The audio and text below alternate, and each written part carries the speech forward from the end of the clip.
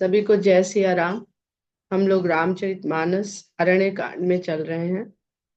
और अभी अयोध्या कांड और अरण्य कांड में गोस्वामी जी के जो वर्णन का एक ढंग है वो भी देखने में आता है कि अयोध्या कांड में गोस्वामी जी जैसे आगे ही नहीं बढ़ना चाहते हैं।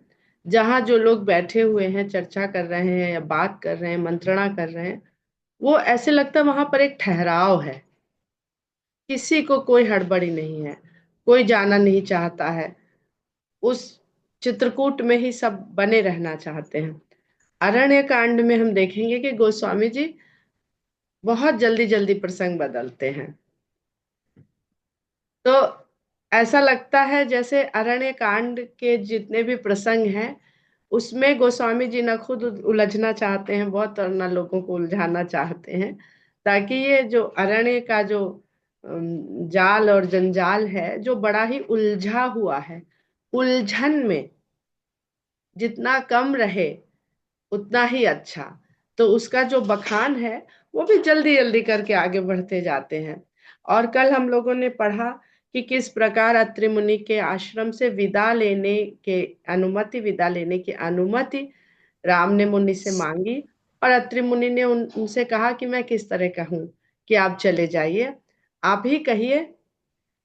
और आप मतलब वो भगवान की इच्छा के ऊपर छोड़ दिया है। तो इसके भी अलग अलग रूप हम लोग देखेंगे अरण्य कांड में। यहाँ ऐसा नहीं है जहां भगवान राम होंगे वहां हमको चाहे वो वन ही क्यों ना हो, अरण्य ही क्यों ना हो, वहां भी हमें बड़े सुंदर सुंदर दृष्टांत हमें सुनने को और समझने को मिलेंगे। तो सबसे पहले हम देखते हैं कि जयंत से मुठभेड़ होती है। और जयंत कौन है? इंद्र का पुत्र है। तो वो जंगली नहीं है, वो एक ऐसे पिता का पुत्र है जो, अगर हम विकसित विकास के रूप से देखें तो विकासशील जगह का नहीं, वो एक विकसित जगह के अधिष्ठाता का पुत्र है जयंत। और आगे हम देखेंगे तो विराध से भेंट हुई, कल हम लोगों ने उसको पढ़ा। और विराध से भेंट हुई तो विराध पूर्णतया एक जंगली है, पूरी तरह से। और उसकी वेशभूषा भी जंगली है, उसका आचरण भी जंगली है, उसका रहन सहन भी जंगली है, उसकी सोच भी जंगली है। तो गोस्वामी जी थोड़ा थोड़ा प्रसंग लेते चलते हैं और ये समझाते चलते हैं कि किस प्रकार बहुत पूरी संपन्नता, वैभव, इंद्र का जैसा साम्राज्य, वहां का वो पुत्र इंद्र का, उसके भीतर भी किस प्रकार एक दुर्भावना प्रवेश कर सकती है।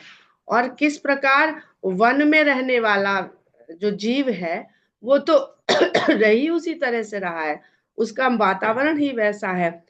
और भगवान का सबके प्रति रवैया कैसा है। चाहे हम जयंत को देखते हैं तो वहां भी भगवान दया करते हैं, हम अत्रि मुनि को देखते हैं तो वहां भगवान कृपा करते हैं। अब हम विराध पर आते हैं। गोस्वामी जी लिखते हैं, मुनि पद कमल नाई कर सीसा, चले बनहि सुर नर मुनि ईसा। आगे राम अनुज पुनि पाछे, मुनि बर बेस बने अति काछे। उभय बीच श्री सोहई कैसी, ब्रह्म जीव बिच माया जैसी। ये चौपाई बहुत ही सुंदर चौपाई है। माया, आदि शक्ति जब माया के रूप में विस्तार लेती है तो भगवान की है। और विस्तार लिया किसके लिए है? कारण क्या है? मनुष्य, जीव, खाली मनुष्य नहीं, जीव।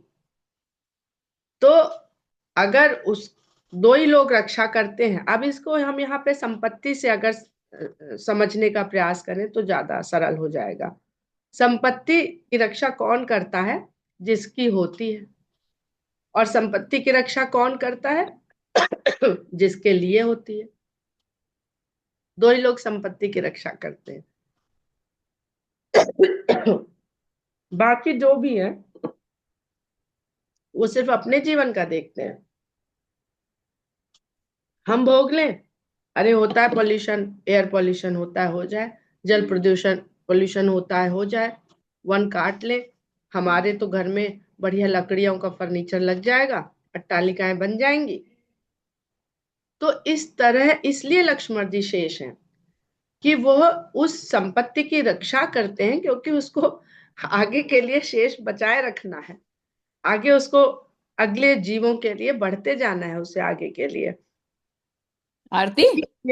इसलिए भगवान वहां पर इस बात को ये सुन रहा है कहते तो आ हुए जाओ। आगे बढ़ते हैं कि सीता बीच में रहेगी, हम आगे रहेंगे, तुम पीछे रहोगे। और अगर हम आगे देखते हैं कि मिला असुर विराध मग जाता, आवत ही रघुबीर निपाता। मार्ग में जाते हुए विराध मिला और उसको आते ही भगवान ने उसको मार डाला। बहुत कठिन शब्द में बोले तो मार डाला। अब आते ही कैसे मार डाला? क्योंकि वन में प्रवेश कर चुके हैं, तो अब धनुष और बाण बिल्कुल ऐसे चल रहे हैं। ये नहीं कि वो निकालेंगे, संधान करेंगे और फिर चढ़ाएंगे। तो पूरी तरह से तैयार हैं और विराट दिखता है और उसको मार देते हैं। तुरत ही रुचिर रूप ते ही पावा। और जैसे ही मारते हैं वैसे ही वो सुंदर रूप को प्राप्त होता है। देख दुखी निज धाम पठावा। और सुंदर रूप पाते ही उसके भीतर दुख का प्राकट्य हो जाता है। अर्थात एक ऐसा जीव जो अपने कर्मों के बंधन के कारण जंगली हो गया है। पर यहां पर एक बड़ी अद्भुत बात है कि विराध अपने कर्मों के कारण जंगली नहीं हुआ है। उसका नाम है विद्याधर। विद्याधर का अर्थ सब लोग समझते हैं। उसको शाप दिया दुर्वासा ऋषि ने, और वो कहता है कि अकारण क्रोध करके, अकारण कुपित होकर उन्होंने हमें शाप दिया। ये अध्यात्म रामायण से ये व्याख्या हमने ली है। तो अब ये भी बड़े सोचने की बात है कि अकारण क्रोध क्यों भाई? क्रोध के पीछे कोई ना कोई कारण तो होना चाहिए। तो यहाँ पर भगवान इस सिद्धांत को स्थापित कर रहे हैं कि अगर इस संसार में अकारण कृपालु है तो अकारण क्रोधी भी है। सिद्धांत तो वैसे ही चलेगा। सूरज उगेगा, प्रकाश होगा, तो सूरज डूबेगा तो अंधकार होगा। तो अगर बिना कारण कृपा करने वाला इस संसार में है, तो बिना कारण क्रोध करने वाला भी संसार में है।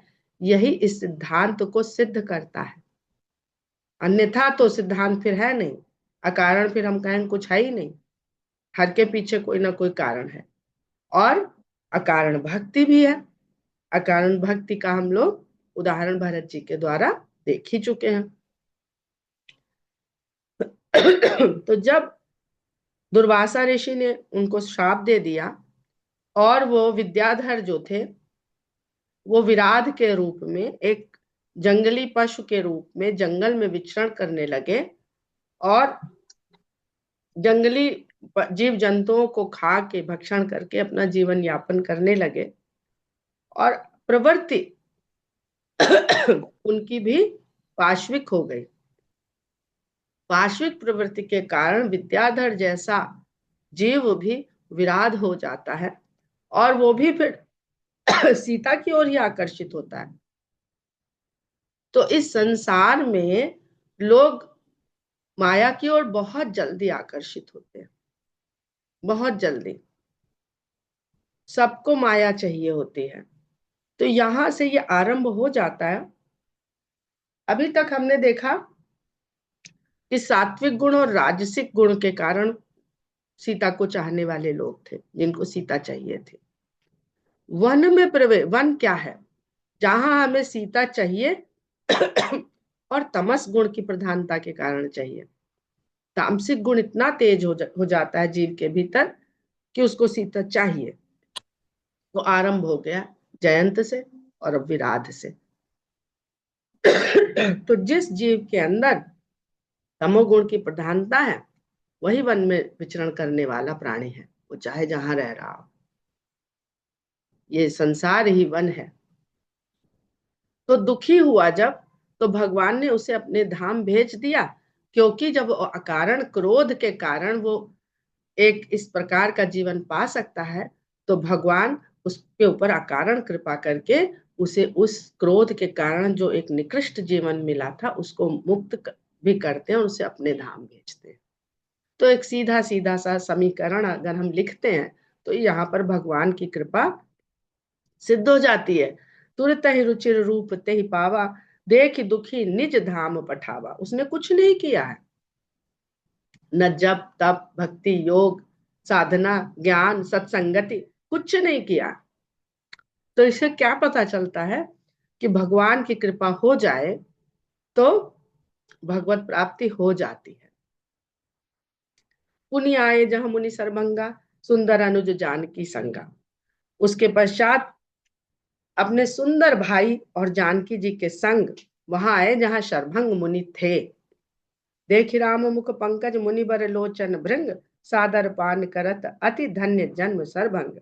राम के कमल के समान मुख को मुनि के नेत्र भौरे बने देख रहे हैं और उस सुंदर कमल के समान मुख के दर्शन का आदर सहित पान कर रहे हैं और अपने जन्म को शरभंग ऋषि अति धन्य मान रहे हैं, क्योंकि उन्हें भी कुछ पता नहीं है। अभी आगे बड़ा सुंदर प्रसंग है ये।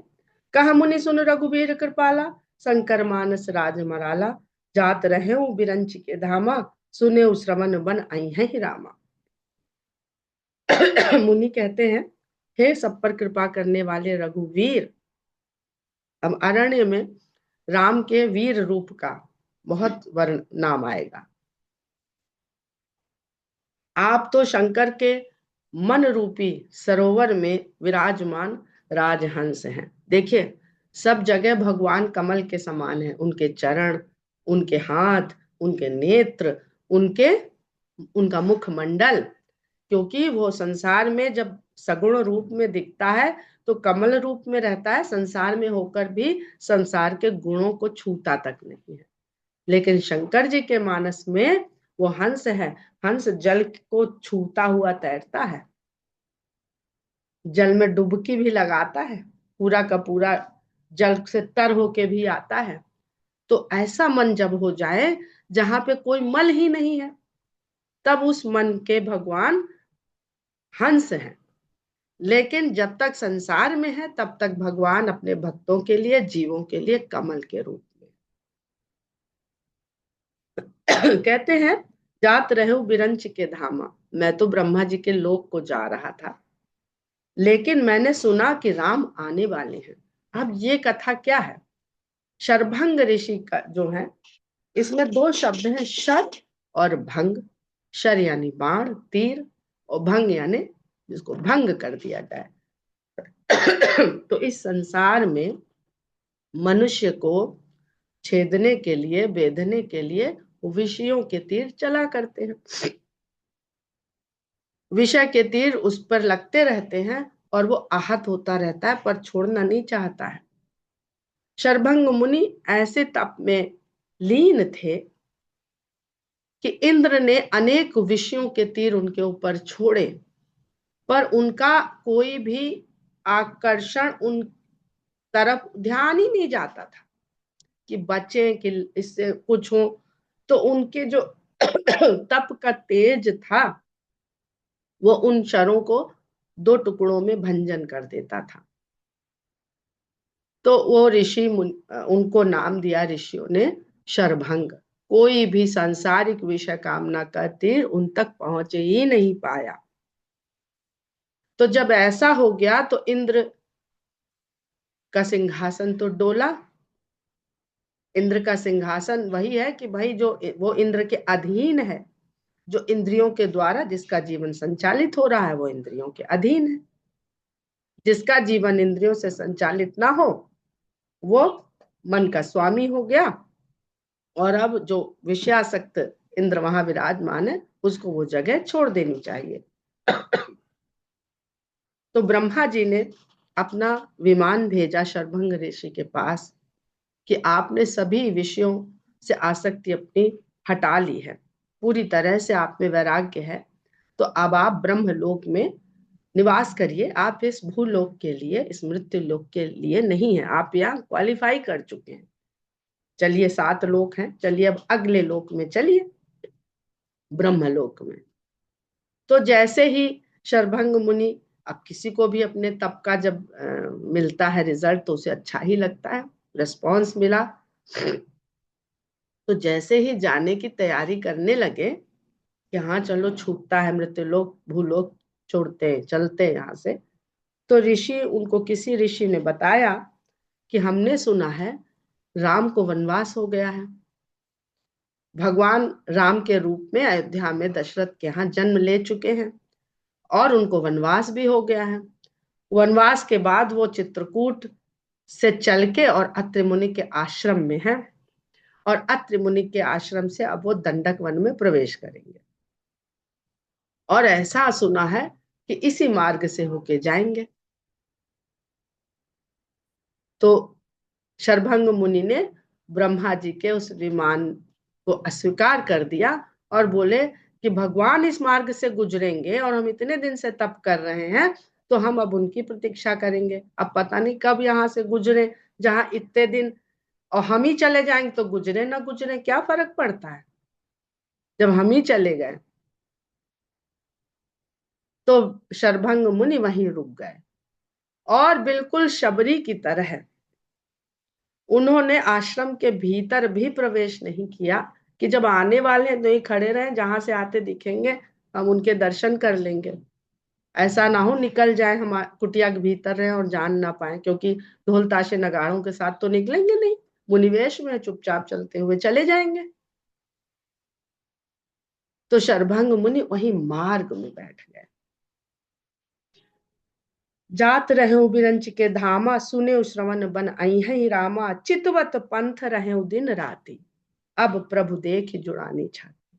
और मार्ग में बैठे हुए भगवान का पंथ दिन रात ताकते रहे, चितवत पंथ रहे दिन राति, दिन रात में भगवान का रास्ता देख रहा था। और अब प्रभु उस रास्ते पर आ गए हैं, अब मेरी छाती जुड़ा गई। इतना सुंदर अवधि भाषा का ये शब्द है, छाती जुड़ा जाना, कि कोई शब्द इसकी व्याख्या नहीं कर सकता है दूसरा शब्द। नाथ सकल साधन में ही ना, किन्हीं कृपा जानी जन दीना। मैं तो सब साधनों से हीन हूं, आपने अपना जन जानकर मुझ पे कृपा करी है। यानी मैंने तो ऐसा कोई साधन किया ही नहीं, जो ऋषि मुनि साधन बताते हैं आपसे मिलने के, जब तब जो ध्यान मंत्र, मैंने तो कुछ नहीं किया है। ये दर्शन मुझे अपने तपबल के कारण नहीं हो रहा है, ये आपकी कृपा करने की आदत के कारण हो रहा है। इन्हीं कृपा जानी जन दीना, आपने मुझे अपना जन जाना और दीन जाना, और इसलिए कृपा करी। तो जिसके जिसके दीन का मतलब यहाँ यही होता है, अहंकार से चित। अहंकार जिसके भीतर है वो कहीं दीन, कहीं से दीन नहीं है। आपके पास बहुत, दीन का मतलब ये नहीं कि आप दरिद्र हैं, गरीब पड़े हुए हैं एक जगह। आप बहुत बढ़िया तालिकाओं में रहते हैं, बहुत बढ़िया गाड़ियों में घूमते हैं, लेकिन भीतर अगर अहंकार नहीं है तो आप दीन हैं।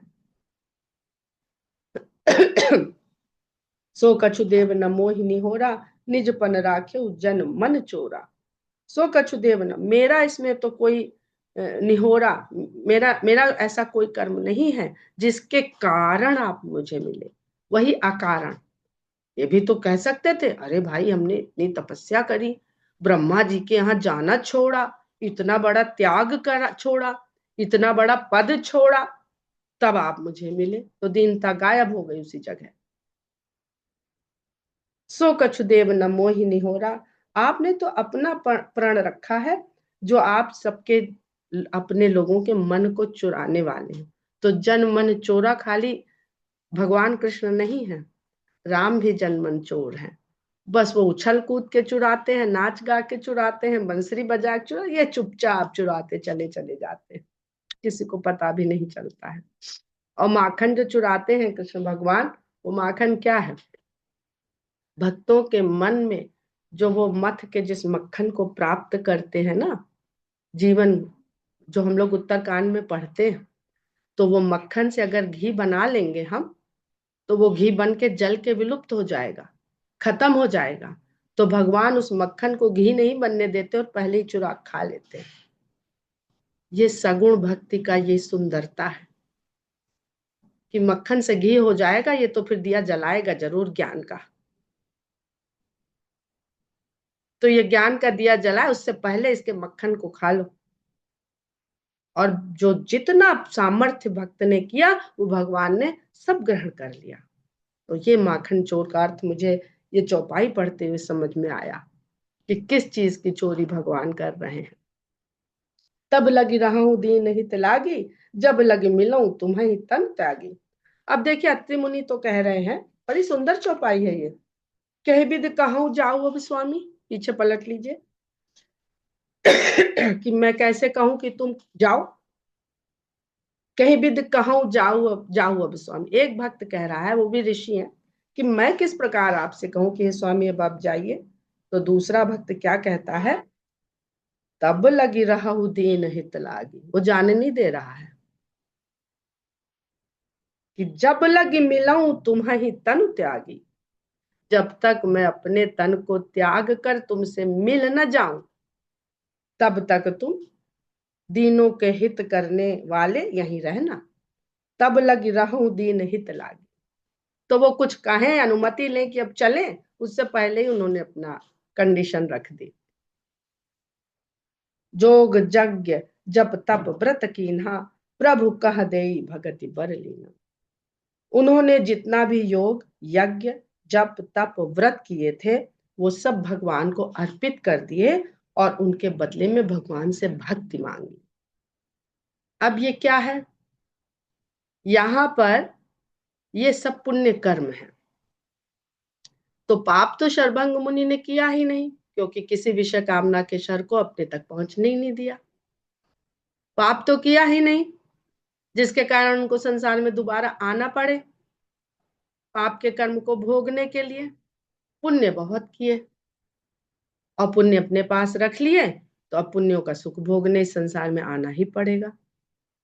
तो उन्होंने कहा ऐसे पुण्यों को हमें रख के क्या करना, जिनके फल की प्राप्ति के लिए हमें तुम्हें छोड़ के आना पड़े, तो ये लो भैया तुम लो,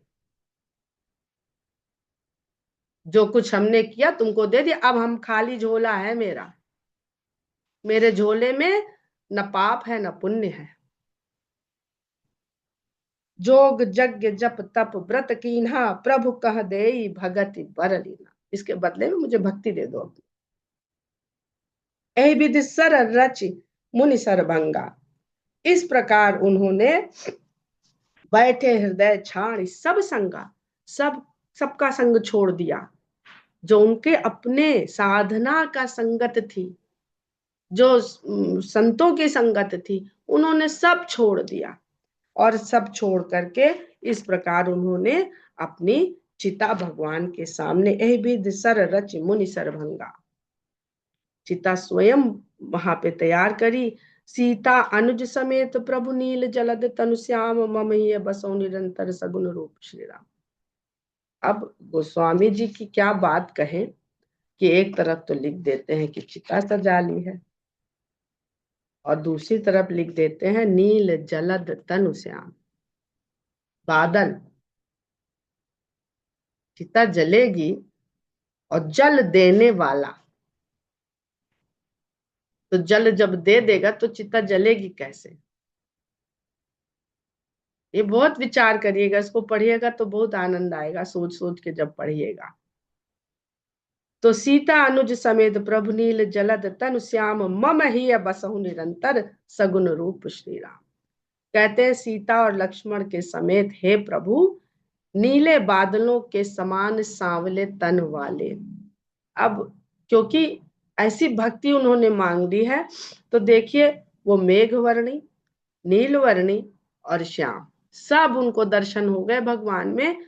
और सीता जी, मेघ है, जल देने वाला मेघ है, तो उसमें बिजली के समान सीता जी विराजमान है उसी बादल में।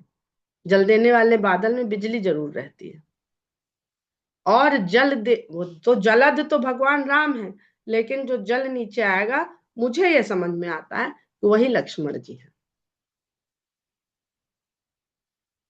वही जल के रूप में यहाँ पे वर्षा के रूप में सबको मिलते रहते हैं। क्योंकि बहुत जगह लक्ष्मण जी को लक्ष्मी जी का भी अवतार कहा गया है, क्योंकि सीता माता को तो ये वहां माना गया है कि वो तो भगवान की ही शक्ति है, जो भगवान में निहित है। जैसे राधा को कहते हैं वो भगवान की आह्लादिनी शक्ति है, वो अलग है ही नहीं। और भरत जी को शंखावतार और शत्रुघ्न जी को चक्रावतार कहा गया है। तो जब भगवान विष्णु का हम ये रूप देखते हैं तो शेष अवतार लक्ष्मण जी हैं, सीता जी लक्ष्मी का अवतार है, और भरत जी शंख के और शत्रुघ्न जी चक्र के अवतार हैं, जो भगवान ने जब दशरथ जी से कहा था अंशों सहित अवतार लेंगे। और जब भगवान योग निद्रा में चले जाते हैं तो लक्ष्मी जी चरणों से उठ के भगवान के वक्ष स्थल में समा जाती हैं और उस समय शेष काल के रूप में जागृत रहते हैं। तो कहते हैं मेरे हृदय में आप सदा इस सगुण रूप में ही श्री राम बसते रहिएगा, क्योंकि सगुण रूप मांगने से ही सगुण का दर्शन करना पड़ता है। जिसका दर्शन नहीं होता है वो निर्गुण निराकार है, निरंजन है। निरंजन यानी जो दिखाई ना दे, जिसमें कोई अंजन ना हो। तो इन आंखों से वो दिखाई पड़े, इसलिए भक्त उसमें थोड़ा सा अंजन मिला देता है, निरंजन में अंजन मिला देता है। तो जो थोड़ी बहुत त्रुटियां हम लोगों को दिख जाती हैं या दूसरे संसारिक जीवों को दिख जाती हैं, वो भक्तों ने उस निरंजन में थोड़ा अंजन मिला दिया है। तो भक्त तो जानते हैं अंजन हमारा ही मिलाया हुआ है, वो तो निर्गुण है, निरंजन है, तो वो तो जानते हैं हमें मिलाया। लेकिन जो अभक्त है वो उसको भगवान के दोष के रूप में देखने लगता है। वो ये नहीं जानता या भक्तों ने ही इसको ये रूप दे दिया है कि भाई 2 हाथ हैं 2 पैर हैं और धनुष लिए चला जा रहा है।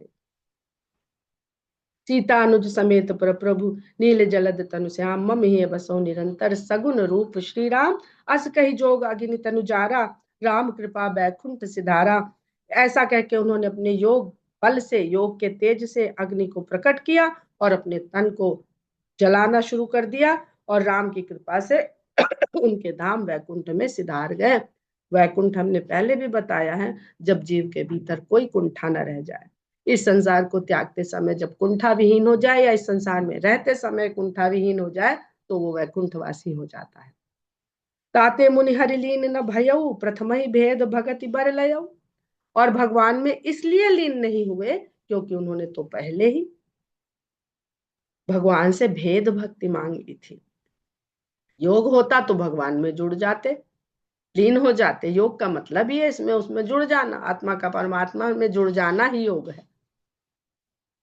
ऋषि निकाय मुनि बर गति देखी सुखी वह निज हृदय बिसेखी। ऋषियों के समूह ने मुनि की जब ये गति देखी तो बड़े सुखी हो गए, क्योंकि पहले तो शायद ये लोग ये सोच रहे होंगे, अरे बताओ ब्रह्मा जी के यहाँ से बुलवा आया था, विमान आया था, इतना बड़ा पद आया था और गए नहीं। तो कुछ एक उसमें ऐसा भी कहने वाले रहे होंगे। लेकिन जब उन्होंने ये इस प्रकार देखा तो बड़े सुखी हुए। स्तुति कर ही सकल मुनि वृंदा जयति प्रणत हित करुणा कंदा। और मुनियों के समूह इस प्रकार भगवान की स्तुति करने लगे कि अपनी शरण में आने वाले का हित करने के लिए आप करुणा के कंद हैं, करुणा के सागर नहीं, करुणा कंद। अब करुणा कंद क्यों कह दिया गोस्वामी जी ने? कंद का स्वभाव है कि उसको मिट्टी में पड़ा रहने दीजिए, पौधा निकल आता, फूल दे देता, और फिर पड़ा रहने दीजिए, तो फिर जब सीजन आता फिर कंद में से फिर नया पौधा निकल आता है, वो एकत्रित रखता है। तो जब जब भक्त चाहते हैं आप उस कंद से फिर से प्रकट हो जाते हैं और फिर से आप सगुण रूप में विराजमान रहते हैं, पुष्पित पल्लवित फलित होते हुए। पुनि रघुनाथ चले बन आगे मुनिवर वृंद विपुल संग लागे। अब भगवान राम तो आगे चल पड़े और पीछे पीछे मुनियों का झुंड चल पड़ा कि चलो भाई पीछे, इन्हीं के पीछे चलना है। बहुत सुंदर चौपाइयां हैं। अस्थि समूह देखी रघुराया पूछी मुनि ने लागे दिदाया। चलते चलते रास्ते में अस्थियों का एक बहुत बड़ा पहाड़ नुमा ढेर मिला, जिसको देख करके पूछी मुनि ने, मुनियों से पूछा, और इतना बड़ा अस्थि का विशाल ढेर देख के बहुत दया आई कि किसकी हड्डियां हैं, इतनी सारी खोपड़ियां और अस्थियां पड़ी हुई हैं। जानतहु पूछिए कस स्वामी, सब दर्शी तुम अंतर्जामी। कहते हैं राम, आप जानते हुए भी सब पूछ रहे हैं, आप तो अंतर्यामी भी हो, सर्वदर्शी भी हैं, सब देखने वाले और भीतर भी विराजमान है। निश्चर निकर सकल मुनि खाए, सुनि रघुबीर नयन जल छाए। अब अरण्य कांड में एक सुंदरता देखिएगा कि ऋषि मुनि भगवान राम को ब्रह्म स्वरूप देख रहे हैं, जान रहे हैं, समझ रहे हैं, और अपनी इच्छा अनुसार उनके साथ जुड़ रहे हैं। और जितने निशाचर हैं वो उनके मनुष्य रूप से प्रभावित हो रहे हैं, मनुष्य रूप से आकर्षित हो रहे हैं, चाहे जो जिस भावना से भी है वो मनुष्य रूप देख रहे हैं। तो अब यहाँ से हमें कुछ कहने की आवश्यकता नहीं है, हम खुद ही तय कर लें कि कौन ऋषि मुनि संत जैसे हैं और कौन असुर जैसे हैं। कहते हैं कि निकर सकल मुनि खाए, राक्षसों के समूहों ने ये सारे मुनियों का भक्षण किया है, और भक्षण करने के बाद वो हड्डियां छोड़ दी हैं, ये वही हड्डियां पड़ी हुई हैं। इतना सुनना था कि राम के नैनों में जल भर आया। निश्चरहीन करऊं मही भुज उठाई, पनकीन सकल मुनिन के आश्रमनि जाई जाई सुख दी।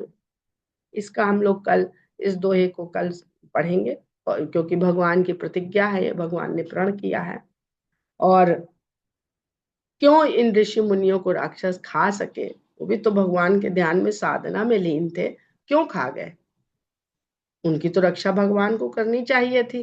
तो ये भी हम लोग कल समझेंगे। आज के लिए बस इतना ही। जय सिया राम।